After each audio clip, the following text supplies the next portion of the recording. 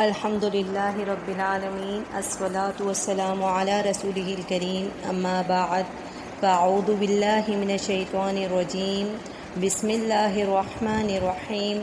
رب اشرح لی صدری ویسر لی امری واحلل عقدۃ من لسانی یفقہوا قولی۔ السلام علیکم ورحمۃ اللہ وبرکاتہ۔ آج ہم حدیث نمبر 14 پڑھیں گے، لا تسبوا الاموات، مرے ہوئے لوگوں کو گالی مت دو۔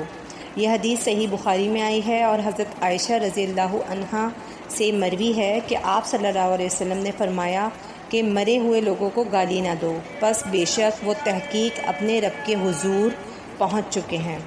امام نووی اس حدیث کو ریاض الصالحین کے ایک باب میں بیان کرتے ہیں جس کا نام انہوں نے رکھا ہے فوت شدہ لوگوں پر ناحق اور کسی شرعی مصلحت کے بغیر سب و شتم کرنا حرام ہے، یعنی لوگوں کو آگاہ کیا جائے کہ یہ بندہ بدعتی ہے اور فاسق ہے، لہٰذا اس کی پیروی نہ کی جائے۔ ابو داؤد اور ترمذی میں کتاب الجنائز میں آپ صلی اللہ علیہ وسلم سے ایک روایت آتی ہے کہ اپنے مرنے والوں کے صرف محاسن بیان کرو، یعنی ان کی اچھائیاں بیان کرو۔ اسلام نے نہ صرف فوت شدہ کے احترام کا حکم دیا ہے بلکہ اس کی قبر اور اس کے جسم کے احترام کا بھی حکم دیا ہے۔ آپ صلی اللہ علیہ وسلم نے فرمایا ہے کہ کوئی تم میں سے آگ کے انگارے پہ بیٹھنا پسند کرے گا جس سے اس کے کپڑے اور جلد جل جائے، لیکن وہ کسی قبر پر نہ بیٹھے۔ یہ مسلم کی حدیث ہے۔ اسی طرح مردوں کے جسم کے کسی عضو یا شے کو تکلیف دینا یا کاٹنا یا نکالنا یا ہڈی وغیرہ توڑنے سے بھی منع فرمایا گیا ہے، کیونکہ مردہ کی ہڈی توڑنا اسی طرح ہے جیسا کہ زندہ کی ہڈی توڑنا۔ اس بات سے آرگنز کی ٹرانسپلانٹیشن کا جو مسئلہ ہے وہ بالکل ڈیفرنٹ ہے، کیونکہ جو بھی آرگنز کی ٹرانسپلانٹیشن ہوتی ہے وہ انسان اپنی زندگی میں ڈونیٹ کر جاتا ہے اور اپنی مرضی سے وہ دوسرے بندے کو یہ کہہ جاتا ہے کہ میرے مرنے کے بعد یہ میرا جو بھی پارٹ ہے، باڈی پارٹ ہے، وہ دوسرے بندے کو ڈونیٹ کر دیا جائے یا لگا دیا جائے۔ اسلام سے قبل مخالفین جو ہوا کرتے تھے، وہ جو بھی مردہ ہوتا تھا اس کے عضو کاٹ دیا کرتے تھے، اس کو مسلح کہتے ہیں۔ تو وہ جو فاتح لشکر ہوتا تھا وہ نہ صرف ان کو مسلح کرتے تھے یعنی فوت شدگان کو، بلکہ وہ ان کی ہجو بھی گایا کرتے تھے، یعنی برائیاں پیش کیا کرتے تھے۔ تو اس سے اسلام نے منع کیا، کیوں؟ اس لیے کہ یہ ایک جاہلانہ رسم ہے یا جاہلانہ کام ہے۔ جب نقد کی جاتی ہے تو اس سے مراد یہ ہوتی ہے کہ اس بندے سے یہ بات نہ لی جائے کیونکہ اس نے یہ بات اپنے پاس سے گھڑ لی ہے، یا پھر وہ اس کے اندر کوئی اپنی طرف سے باتیں شامل کر رہا ہے روایات کے اندر یا اسلام کے اندر، تو وہ شرعی سبب ہوتا ہے کہ جس میں ہمیں برائی کرنے کا یا غیبت کرنے کا مشروع حکم ملتا ہے۔ لیکن اگر ہم بنا کسی شرعی سبب کے کرتے ہیں، کوئی برائی کرتے ہیں، تو یہ ایک جاہلانہ اور اخلاقی پستی کی بات ہے۔ اور آج ہمارے معاشرے میں اگر ہم شیعہ طبقہ کو دیکھیں تو وہ اتنے زیادہ شدت کے ساتھ صحابہ کرام رضوان اللہ علیہم پر بھی سب و شتم کرتے ہیں، ان کی گستاخی کرتے ہیں اور بہت آسانی اور مزے سے کرتے ہیں۔ انہیں کی دیکھا دیکھی اہل سنت نے بھی یزید پر، اگرچہ اس کے اعمال کیسے بھی تھے، یزید پر اور بعض تو حضرت معاویہ اور ان کے ساتھی صحابہ کرام پر بھی گستاخانہ حملے بازی کرتے ہیں۔ جہاں تک یزید کی بات ہے تو اس کے متعلق میں آپ کو بتا دوں کہ حضرت امام تیمیہ رضی اللہ عنہ کا قول ہے کہ میرے نزدیک اس متعلق خاموش رہنا بہتر ہے، کیونکہ اگر لعنت کا سب سے زیادہ کوئی حقدار ہے تو وہ شیطان ہے۔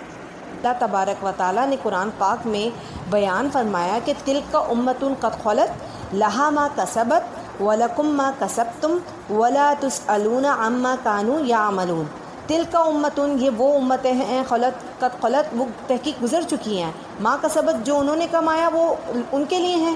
ما لکم وَلَكُمْ مَا کَسَبْتُمْ، اور تمہارے لیے وہ ہے جو تم نے کمایا، وَلَا تُسْأَلُونَ، اور تم سوال نہیں کیا جاؤ گے، عَمَّا كَانُوا يَعْمَلُونَ، جو وہ عمل کیا کرتے تھے اس بارے میں۔ نظر اگر ہم معاشرے پر ڈالیں تو محرم میں سوشل میڈیا پر ایک طوفان بدتمیزی برپا ہوتا ہے، لوگ ایک دوسرے پر شتم بازی کر رہے ہوتے ہیں، لوگ اپنے موقف کے جو مخالف آرگیومنٹس ہوتے ہیں ان پر گالی گلوچ کر رہے ہوتے ہیں، ان کے اوپر باقاعدہ لعنت ملامت، اور بات اتنی بڑھ جاتی ہے کہ وہ ماں بہن تک پہنچ جاتا ہے۔ تو یہ ہمارا دین نہیں سکھاتا۔ ہمارا دین تو ایسا نہیں ہے کہ ہم اس طرح کی جہالت دکھائیں، بلکہ ہمارا دین تو ہمیں سیدھی راہ دکھاتا ہے۔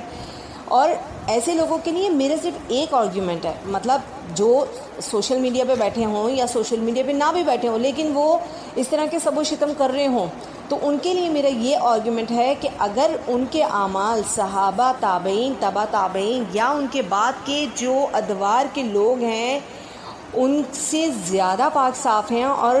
وہ اس قابل ہیں کہ ان کو یہ خوشخبری دی جا چکی ہے کہ وہ جنت میں جائیں گے، تب تو وہ ایسا کر سکتے ہیں، یعنی تب تو وہ اس دور کے اہم تاریخی شخصیات یعنی صحابہ، تابعین، تبع تابعین، محدثین وغیرہ پہ جو تنقید اور سب و شتم کرنا چاہتے ہیں وہ کر سکتے ہیں، جبکہ ان کو خوشخبری مل چکی ہو کہ وہ خود جنتی ہیں۔ لیکن اگر ان لوگوں کے اعمال ہی خود مشکوک ہیں، میں وہ مطلب سر سے لے کر پاؤں تک ڈوبے ہوئے ہیں، تو انہیں کوئی حق نہیں ہے کہ وہ اپنے جتنے تاریخی جو شخصیات تھیں ان کے بارے میں ایک لفظ بھی بول سکیں۔ اسی طرح میں نے ابھی کچھ عرصے پہلے ایک سوشل میڈیا پر دیکھا، حضرت امام ابو حنیفہ پہ ایک بندے نے اتنی زیادہ نقد کی ہوئی تھی کہ ان کو ایک عام آدمی کی طرح ان کے اوپر نہ صرف تنقید، ان کی شان کے بارے میں اتنی گستاخی کی ہوئی تھی۔ وہ امام ابو حنیفہ ہمارے لیے امام ہیں، لائق محترم، اور وہ ایسی شخصیات میں سے جتنے بھی امام ہمارے امام اربع یعنی چاروں جو امام ہیں، بھلے میں ان میں سے کسی فقہ کو فالو کروں نہ کروں، کوئی ان میں سے کسی ایک فقہ کو فالو کرے نہ کرے،